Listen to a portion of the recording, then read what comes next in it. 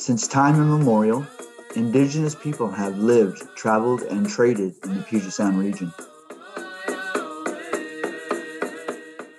The Donation Land Act of 1850, to encourage westward expansion, allowed American settlers to claim these traditional native lands.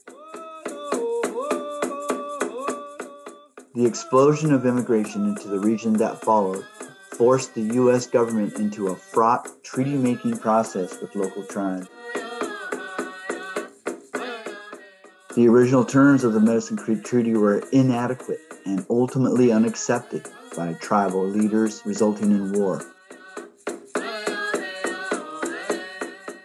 The Indigenous Voices podcast is an extension of the award-winning Puget Sound Treaty War Panel series and Fort Nisqually Living History Museum. The podcast advances tribal voices in the telling of Puget Sound history and shares tribal knowledge and expertise with wider audiences.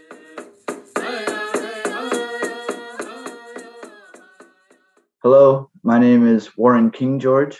I'm an enrolled member of the Muckleshoot Indian tribe on my father's side, and on my mother's side, I descend from the Upper Skagit tribe. Nettsie Bullchild, Nisqually Indian tribe, Director of Archives and Tribal Historic Preservation Office, tribal member, and tribal elder. Haslacheo Takablu Seedsta, Puyallup Chud. Good day, my name is Takablu. I'm from the Puyallup tribe. My English name is Amber Taylor. I am the daughter of Eric Bennett and Carol Taylor, the granddaughter of Ramona Bennett, Clyde Bill, Patricia Taylor, and Al Taylor. My name is Charlene Krise. I am from Squaxin Island tribe. My ancestry is of the Medicine Creek Nation. My family has connections to Nisqually and to Puyallup.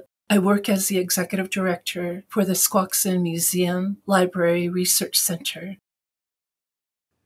The Dawes Act of 1887 allowed the federal government to divide tribal lands into 160-acre allotments. These allotments were then assigned to individual tribal members with the goal of assimilating native families. Unassigned allotments were designated as surplus and given to American settlers, resulting in the loss of 2/3 of tribal lands. In this episode, participants discuss the lasting impacts of the Dawes Act. This is part 1 of a 2-part episode. You'll get a different response from different 21st century tribes. Each tribe would almost have a different response. You know, it's an interesting history. It's an interesting few chapters that if you're talking from the land's perspective, you know, originally it was our ancestors pre-settlement, and so after our ancestors would be the settlers themselves. You know, we're talking 1700s then. I think Nia Bay was the first non-native settlement,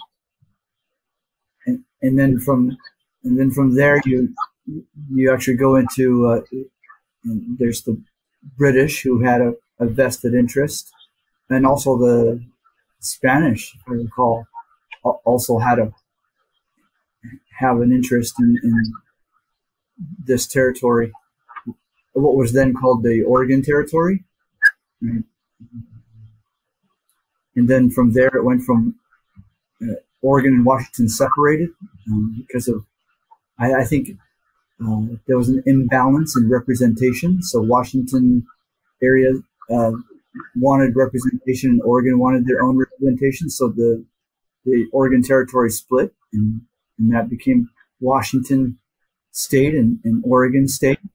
And now we're talking treaty era, right? And so the area that we now call Muckleshoot, or the reservation, or as I refer to it as the village, the post-treaty village of Muckleshoot, was originally owned by, I guess, through documentation or post settlement, would have been the nearest establishment or the nearest settlement would have been Fort Muckleshoot. So that prairie that we are located on, that we claimed, or we we selected as our permanent post-treaty village site was called Muckleshoot Prairie. Quaqualt in our language, if I recall. Quaqualt is the term that we use to describe that area where the Seventh-day Adventist Academy is currently located. That was one of this network of prairies that was located here on this plateau between Green River and White River. So it was a selection made because of its location between these two river systems. And as you are well aware, Native people have a fondness, or they were very savvy. They knew that the resources that we depend upon, most of them are in the water, or are water located, or central to water. And so these river systems were key to our survival, and it would increase our survival, if our post-treaty village was located in between these two river systems. So I get it. It makes complete sense. That's a general description of how we became here in this location. So imagine all of those river systems, those water systems: Lake Washington, Duwamish River, Black River, Cedar River, White River, Green River, and even parts of Saltwater, and parts of the upper reach of Puyallup River. All of those villages that were located on those water systems, post-treaty, they had to figure out where to go, where to collect. And so they had the option, and Muckleshoot was one of the options after the war of Medicine Creek Treaty War. So this village was created because of that effort. If you go back east, that's where I want to start, because back east, you're talking about, it was still under what they considered the king. They wanted, that's why when they were establishing these were all like New York, these were given these names. So in that sense, the East was different, was where it started. And I would say, that's what began all these problems with, trying to create the treaties. If you look at it, that's where it started, because they were trying to, declare their independence. And in that process, removing what was in their way, which was all of the native tribes, so that's kind of where you get into that ownership issue came about, because all these people, that were sent here or were fleeing, the king, they wanted land. That was their sole purpose, was to establish land so that because in that era, they didn't own anything. They didn't even own the animals or anything that was on that land back then. So that was kind of their purpose in coming here. And through these people that thought they knew about government, decided to create that independence. And with that came this ownership, the land ownership language. And to get that, it was just like, everybody just get out of the way. And that's what they were trying to do, was get the Indians off of that, what they were, just where their territory was, what they used to live off of.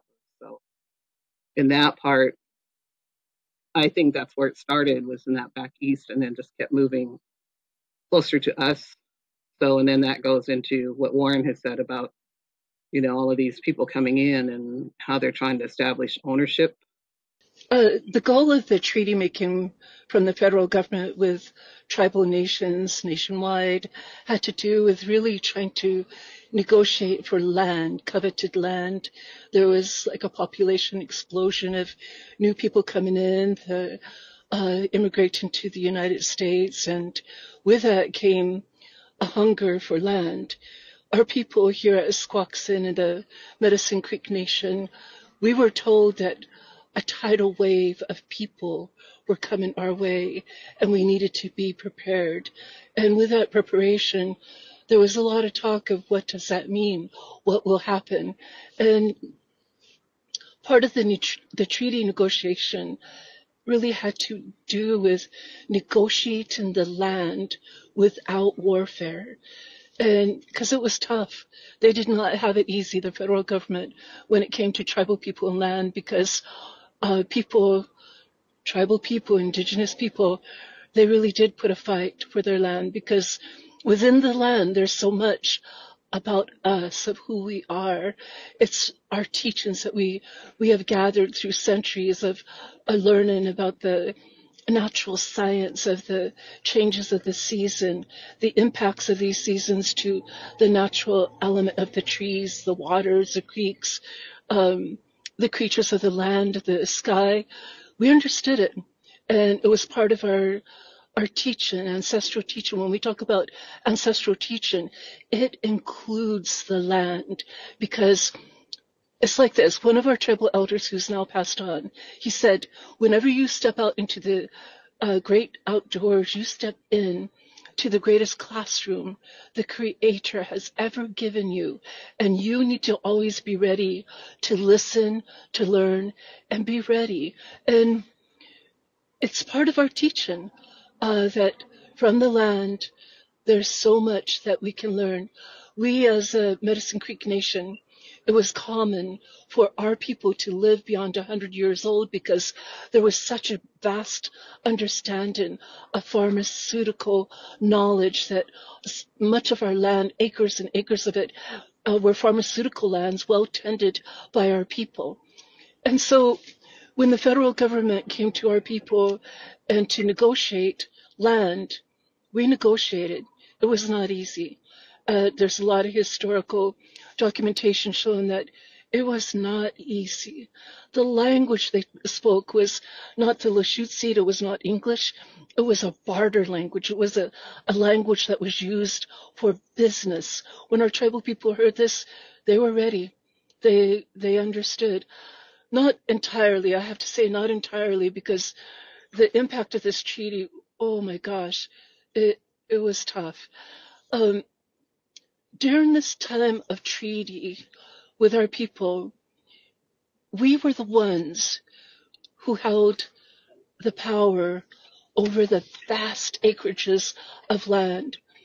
They did not give us anything. We held the power of the knowledge of that these lands, we've occupied them thousands of years.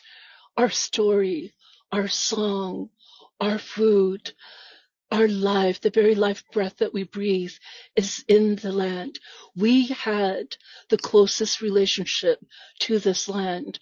And so in the negotiation of these treaties, because we're talking about land, our people, what is not stated in the treaty, we never gave up. What is stated is the lands that we ceded, and with the knowledge of that we would be able to live as our ancestors have done in the past thousands of years, of being able to fish, hunt, and gather for as long as the rivers run, the sun shines, and the grass grows. And so we understood that we would be able to have those reserved rights of sovereignty and to be able to exist. Okay, now the treaty happened. We went to war because, oh my gosh, a lot of the language that was stated was forgotten out of the treaties, and now it came back a totally different document than what our people remembered. And we had memory keepers. Today, you may know people who have this amazing ability to recite verbatim what has been said. Our people had many of those type of people that understood and could hear and listen, and they could put it back together for you exactly the way they heard it. Now, when the treaty came back, our people were just astounded because it had changed. Now, they said, oh, we reserved for you, Squaxin, an island. Our people were so upset because we already knew There was no creeks, no rivers, no artesian wells. The water that we held sacred was that wasn't there on the island. And yes, our people understood too, there was not enough land for the allotment, they said, that we so graciously give to you. No, it was not enough. And so because our people had the knowledge of understanding land, it was also negotiated that we would have land off reservation because there was not enough, okay? So in the ancient sense, our people had shellfish gardens in Olympia. They were oysters. These oysters, they call them the Olympia oysters. Very nutritious and so good for you. And that our people would use them for intertribal trading and bartering. And these were highly prized. And there were so many places in the area of Olympia that when the early settlers came in, where did they want to settle in? Right in these productive areas where our people had these shellfish beds that were very productive. Our tribe, mile per mile, had the most productive shellfish beaches. And we are in the vicinity of all these streams and creeks. We have one river that were productive in production of salmon. There was so much salmon. And in our watersheds, we had so much elk and deer and other kinds of species of creatures that our people lived off of and that enjoyed for centuries, plentiful of good vitamin C's like the berries and different roots and barks for teas that were so nutritious for you. Our people had it all. We were very wealthy in what we would say with an abundance of natural foods. We enjoyed a good life. So the tribal people retained much of the land. They put a claim to it, not knowing with the Dawes Act and all these other acts, I can't remember them all, that let's say I put a claim in and I'm holding onto my land and I'm thinking, life is good, no trouble, and I'm taking care of this land. But within 20 years, I believe in one of these federal acts, in 20 years, boom, someone could come and take my land without me even knowing it. They could file a claim on it and take it because at that time, Native Americans, our tribal people, were not even considered to be aliens. We were not U.S. citizens. And so therefore, oh, you can't own this land. Oh, the travesty. That was horrible. Many of our Squaxin people, we lost so much viable land of shellfish beds, places where in the watersheds that were teeming with good food. Kind of to jump back a little, and I know we're talking about after the treaty was signed, but like there was such a need for the tribes to have an agreement to be able to negotiate and have all of this land ceded because of the Donation Land Act of 1850. So 4 years even prior to the tribe signing the Medicine Creek Treaty, whether they signed or didn't, the United States government was advertising land up here in the Pacific Northwest. And that was kind of what Charlene was mentioning, was this flood of people that were coming because they were promised these huge tracts of land. So they were promised 640 acres if they were a married couple. They could come settle this land. They had to live on it for 4 years. That was how long they had to live on this land for. And then they would get clean and clear title. Well, that was 1850. And so, you know, when we were in these treaty negotiations, the U.S. government was very, very adamant about getting all of this land ceded to them so that they could actually follow through with these promises that they had made 4 years prior. And all these people coming out into the Pacific Northwest, into our home, and staking claims, which was kind of a foreign concept, is my understanding. Of course, we all had our way of life, and we had our family units, and we were located throughout Puget Sound.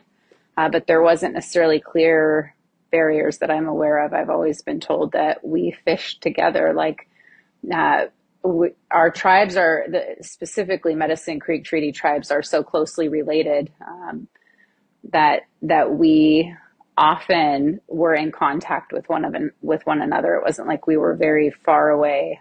Anybody that's from the region knows that it's kind of a hop and a skip.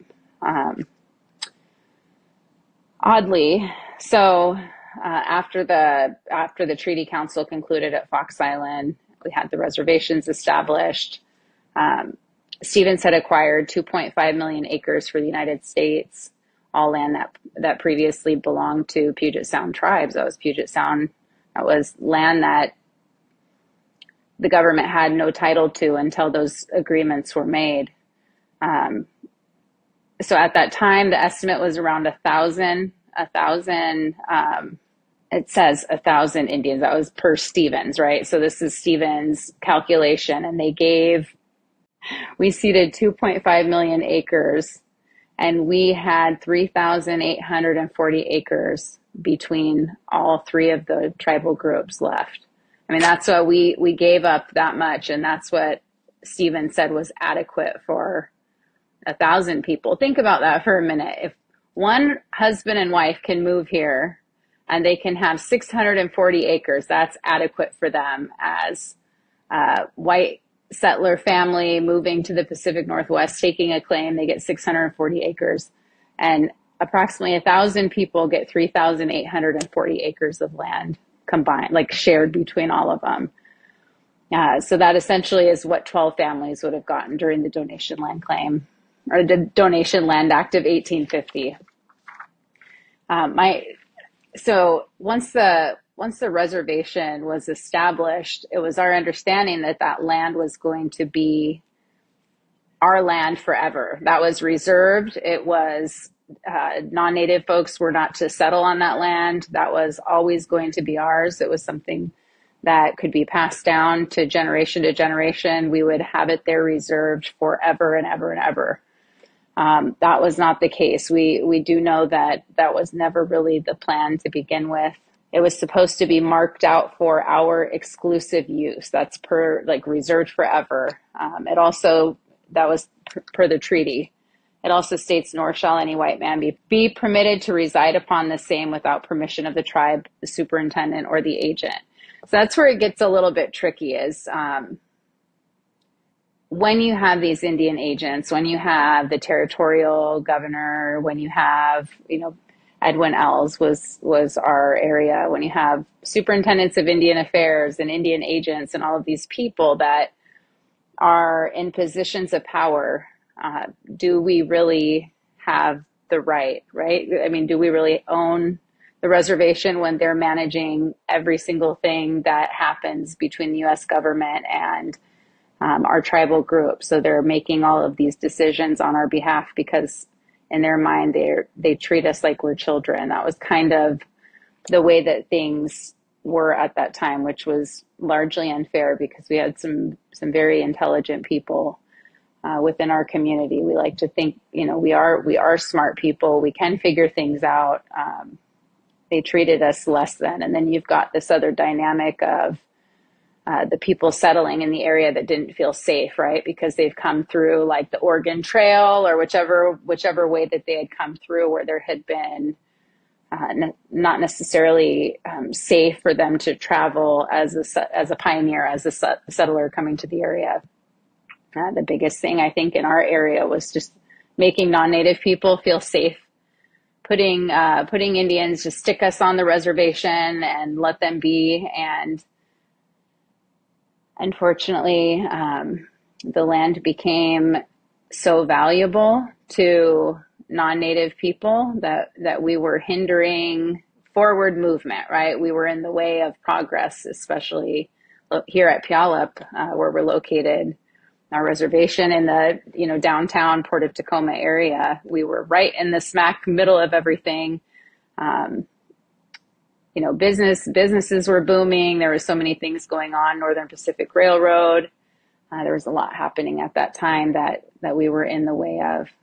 But kind of going really interesting. And I had to dive into this a bit. I had to dive a little bit into Dawes Act, which we'll get into, versus the Puyallup Allotment Act, right? So there was, per the Medicine Creek Treaty, Article 6, gives the president the right to create allotments. So that preceded the Dawes Act. So we actually were allotted here at Puyallup because of Article 6 of our treaty prior to the Dawes Act becoming enacted.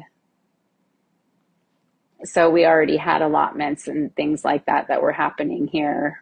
I want to say, look, I wrote down a specific date because I'm not great with dates. So we had, by 1886, we were already allotted. Dawes Act occurred in 1887. Puyallup was already allotted, and they were already working on a way to get land away from Puyallup hands. I think it was the agency tract is what they called anything that was left over from that wasn't allotted. So we had approximately a little bit over about an 18,000 acre reservation, and we had a little bit over 17,000 acres that were allotted, and it was somewhere approximately 500 acre. Just under 600 acres were deemed agency tract. So that's basically the land that we still have and operate off of today, like where tribal headquarters is, where the Emerald Queen main Tacoma building is, where the Cushman boarding school was, and the hospital, and our cemetery. So and you can actually, if you pull up a map on Google, or if you're searching for a home, if you want to buy a home, a lot of times on that deed, it'll still say that it was Puyallup agency tract land, which is interesting. So, and that's a whole nother thing, is like they had this 500 acres, but the Indian agent was able to make decisions on what to do with that. And so immediately they started platting out the east side of Tacoma. So the school, once the school was operating, they didn't need that much land. It was too much. It was on a hillside, wasn't great farmland. And so they started turning it into housing. That wasn't long after the agency tract was established. Based on allotment itself, this system was never created to benefit us. We are longhouse people. We are people that live in our large extended families. We come from, into like separate villages. We lived all throughout Puget Sound, but we were a very tight cohort. So we were a really close family unit. And when you talk about allotment, you're talking about breaking up that family unit, right? So you're no longer living with your grandparents, your mother, your father, your siblings, extended family. You're no longer in that unit of support, because that was how we worked together. We each had, traditionally, we each had a role. We each contributed in a way. And when you separate us from that role and those relationships, and all of a sudden you have to be a farmer on this 40, 60, 80 acre parcel that is undeveloped, you have to live there, and you're now no longer within the family unit that worked together so well. It was a way of assimilating, as a way of breaking that traditional way of life, right? So who said we wanted to be farmers, right? So there's a lot of talk in historical documents about farming. Like you had to farm, you had to plow, you had to make something out of this allotted land that was divided, and each person designated this parcel, and you had to work that land, or potentially you're forfeiting it if you're not doing anything with it, or if you're not living upon it.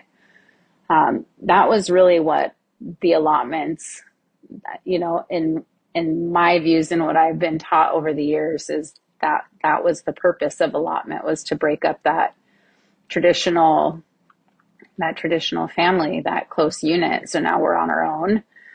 We're no longer, think about how there's safety in numbers. We're no longer safe, right? Because we don't have our community.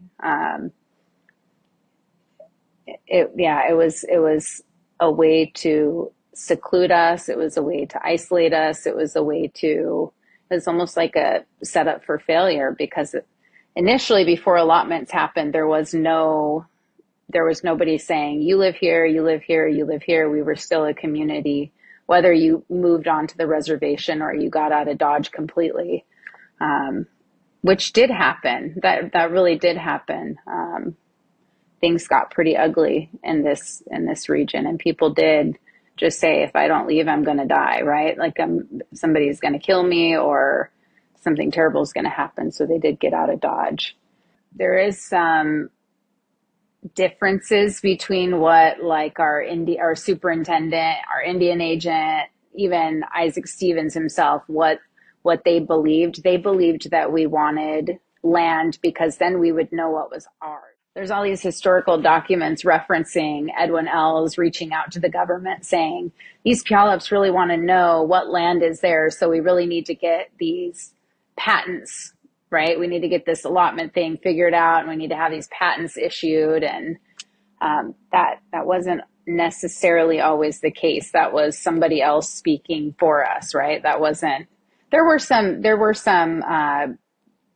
tribal members that had gone through the boarding school system that were educated, that did want to be a part of the business that was going on, that did see that as an opportunity to kind of step up their status and station and be able to be a part of the new society within the city of Tacoma. Like there definitely was some of that.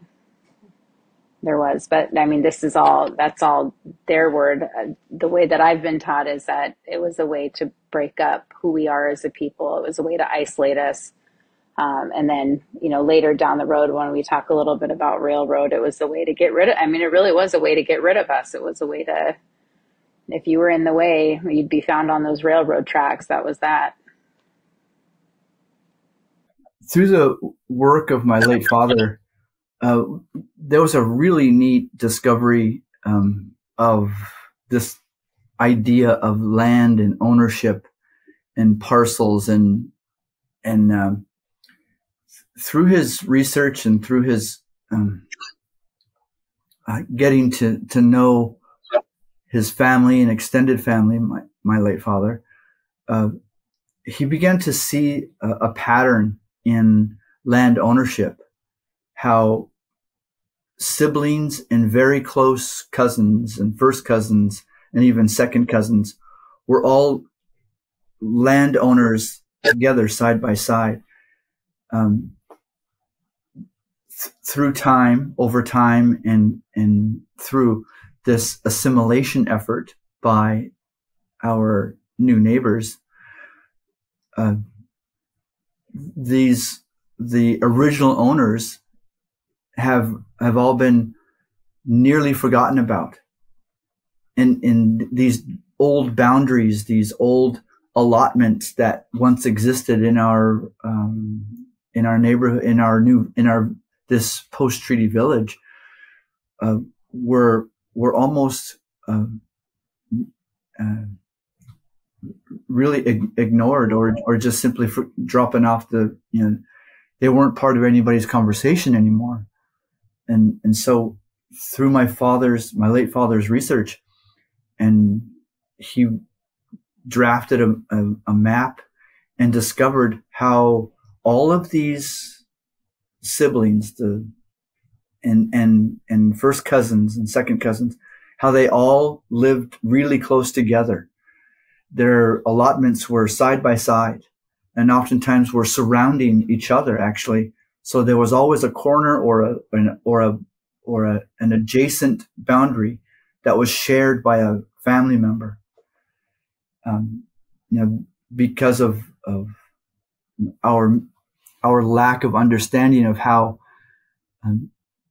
property ownership and legal, legal business, and not to mention abuse by our wards, by the BIA and through other federal representatives who were supposed to look out for our best interest at that time, simply did not, and were actually even part of the hidden agenda to recover or to take and steal land from our tribal our beloved ancestors who didn't know how to read English or write, and could maybe speak it, but not, they couldn't read a legal paper to figure out what this paper means, and they're putting their X on this piece of paper that says they're relinquishing everything for a horse and a saddle and maybe some trade beads or some blankets. That's in our time today, we'd call that elder abuse, and they'd get in big trouble for that. But in those days, there wasn't hardly anybody watching out for our ancestors here. And we were just kind of coasting along and learning by trial and error, what we can do and what we can't do.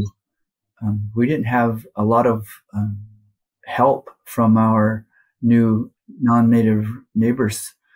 And so our ancestors were really vulnerable. And there were a lot of people, non-native people, who took advantage of that. And you can look at the history or look at the land ownership history, and you'll find that it was the gravel industry, and it was the timber industry. These people who were utilizing the land for commerce, for precious stones and minerals and water rights. All these people were simply just buying this land or swindling this land from tribal ancestors for their benefit. And then once they had their way with it, once they clear cut it, or once they dug out all the gravel they wanted, and then they want to sell it back to the tribe for fair market value. And so this idea of land ownership was, it was a really hard concept to understand.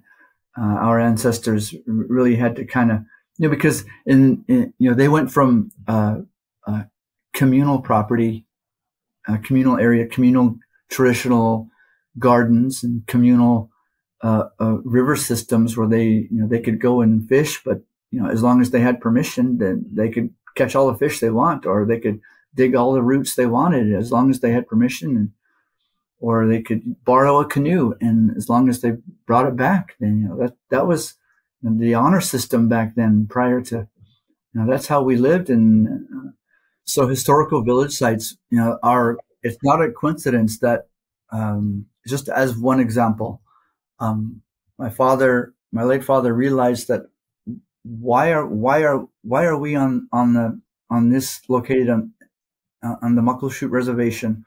Why is our family located at the very tip, or what they say, the very bottom? And he hypothesized that was the location that was closest to their original village on Green River, where Seuss Creek dumps into Green River, where Highway 18 crosses Green River. That was the Seuss village. And that's the closest location that our ancestors could live. It's really just a few miles away from that original village site. And he says that makes total sense, that they would want to live as close as they can to home. So, I firmly believe that. And I think that's a pretty valid hypothesis. When you talk about boundaries, for tribal people, it was actually village sites. So what he's talking about is, we knew those boundaries because those were village sites. You could recognize them. You knew where they were, the permanent and the temporary, because, when they gathered and even traveled, they knew where there was temporary sites that you would stay, short term, and then you knew the permanent villages along that. And, and a lot of that had to do with the intertribal marriages.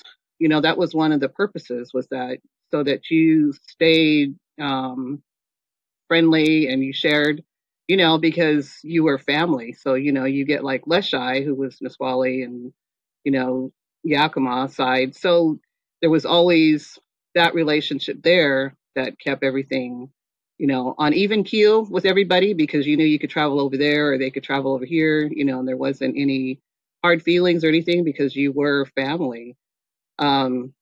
But, the other part of that is all the leaders, all the tribal leaders mainly, I guess you would say the ones that went to war for their tribes, knew where all of these places were. They knew where you went fishing, where you went hunting, you went gathering. So in that part of it, that's what they were fighting for, because they knew if those were, set apart, like I said, Leshai had said that, he knew his people would die. And that was what all the other leaders knew, because now you didn't have access to your gathering spots, that you used. And that question has come from, different teachers I've talked to, where they talk about that once, these settlers came in and started fencing these places off, they fenced off your those hunting trails, your fishing spots, your, the berries, your gathering. And we've even talked about that with the internment, how they could not leave the island to go to their places to get the food that they needed, to survive. So that, causes a lot of problems when you talk about boundaries.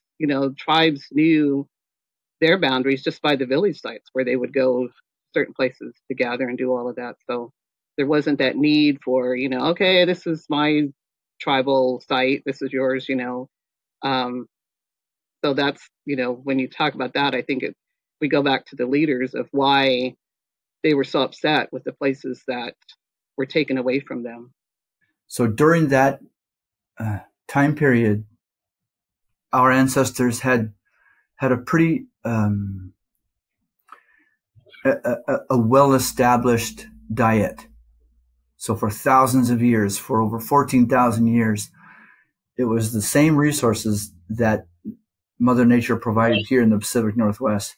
And our ancestors over time knew what was edible, knew what was, what kind of properties it had, and knew what time of year to gather it, and more importantly, knew the locations of where they were abundant enough to support life.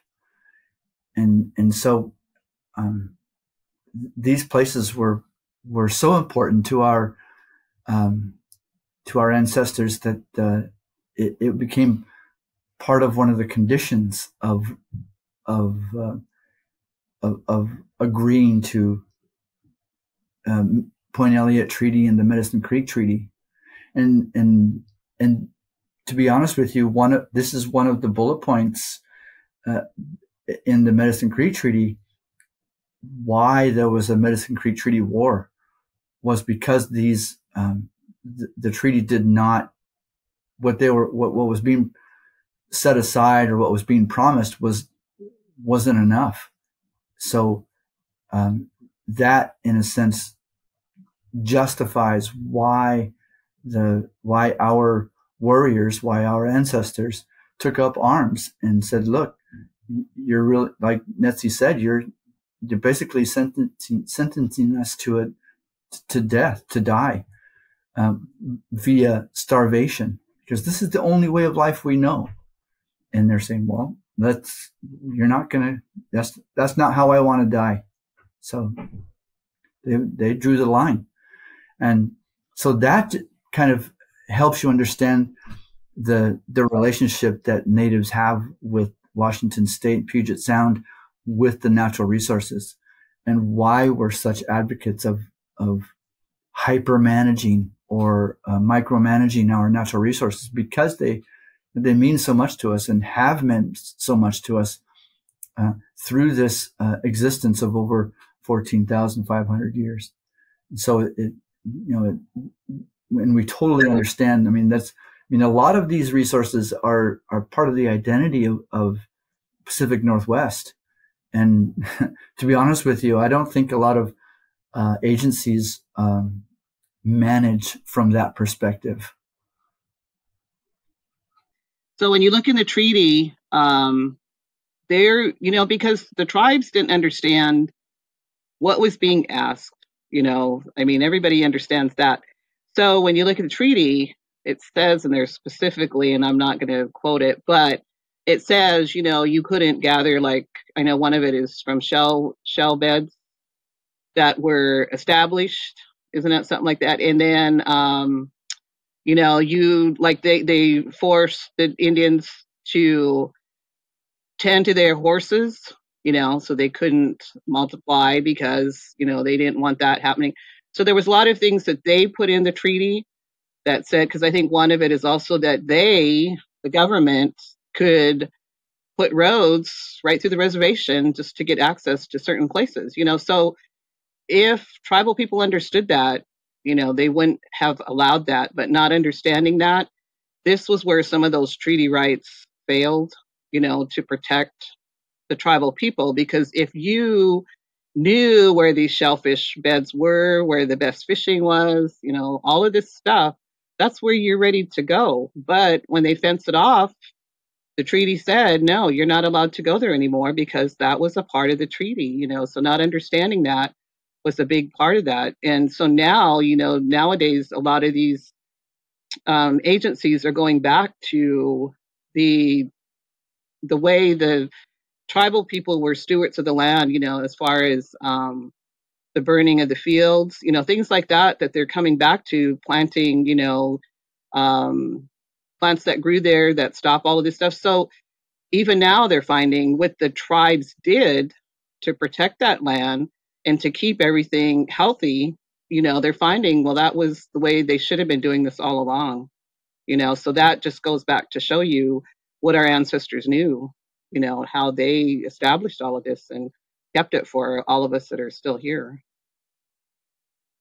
There's two different dates, years, I think, on allotments. I'm not saying there's just two, there could be, but the reason for it is because when you go to the original allotment, you know, with the treaty, that was considered the allotment to the tribe.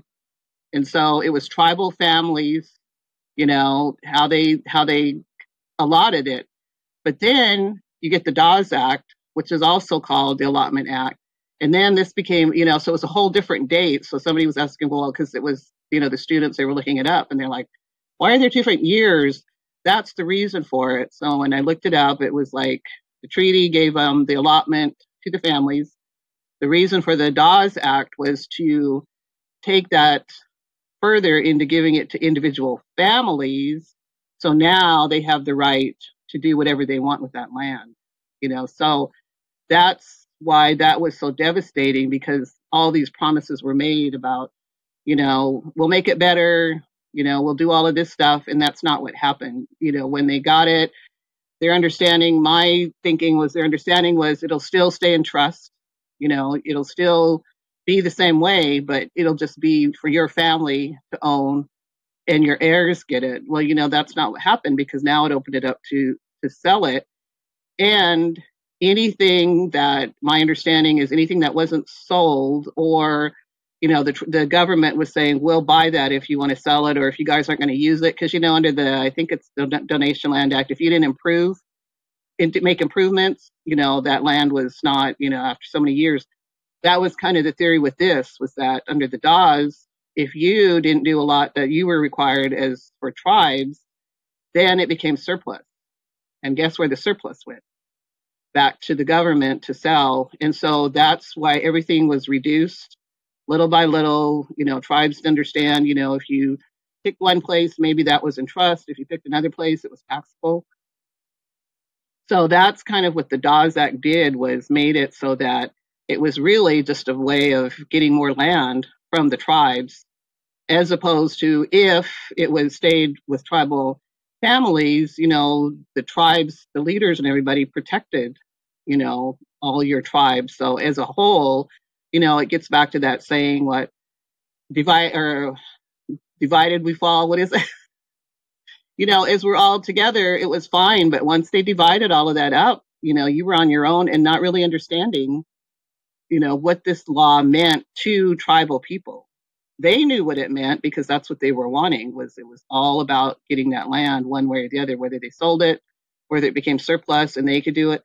The other part of that was, you know, you're finding everything that went with that land went to whoever bought it, or went to the government, which reduced all the mineral rights, the oil rights, all of these other things that went along. So when you dig into this, there was a lot at stake to the tribes that, yeah, they were recovering some part of the land, but not all of those rights back, after they had gone in and probably went and dug everything out, or, whatever they did with it. So this Dawes Act was really just devastating to them because of what else the remainder of what it took away, from tribes as a whole and individuals that, weren't really used to making these decisions.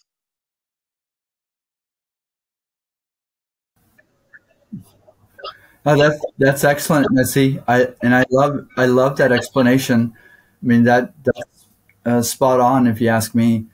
One other thing I might add is that this effort by the federal government to individualize tribal property, just made it easier for them to prey upon their vulnerability. They would. It was just like a predatory loan outfit that they were just waiting for these individual property owners to fall on hard times and get real desperate or maybe even just not even understand, and they would just put your X right here. Let's make a deal. I'll buy you some blankets, or I'll give you a pony with a saddle, and boom, it's done. And so a lot of lawyers, a lot of bankers, from what I've read, and really did take advantage of those conditions of our ancestors being in a vulnerable position. So the Dawes Act was simply another I guess a chess move to set up our ancestors for failure, to reclaim this what we've been given originally, or what we had left of what's left of our area, of our traditional, usual, and accustomed areas. This is all we've got left, and so they're basically just chopping, and next thing you know, the tree finally falls over. So for some villages, some federally recognized tribes, that's really what happened, is that they had really no land left whatsoever, where the Dawes Act was actually successful, and the federal government got what they wanted and got their goal was met. But luckily, there were some tribes that were savvy and held on to probably a quarter acre, I think is what Muckleshoot ended up with, was 1/4 of an acre. That's all we had left to rebuild. And you can thank the Dawes Act for a lot of that, for a majority of that minimization was because of that Dawes Act.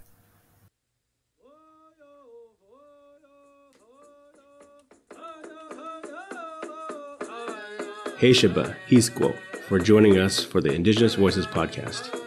Indigenous Voices is available wherever you get your podcast. Follow and subscribe at fortnisqually.org. This podcast is generously supported by the Pierce County Historic Preservation Grant, as well as representatives from Puyallup, Nisqually, Squaxin, and Bullchild. Music by Vincent Johnson, Nooksack, Lummi, and Nishani Johnson, Jamestown, Sklallam, Lummi.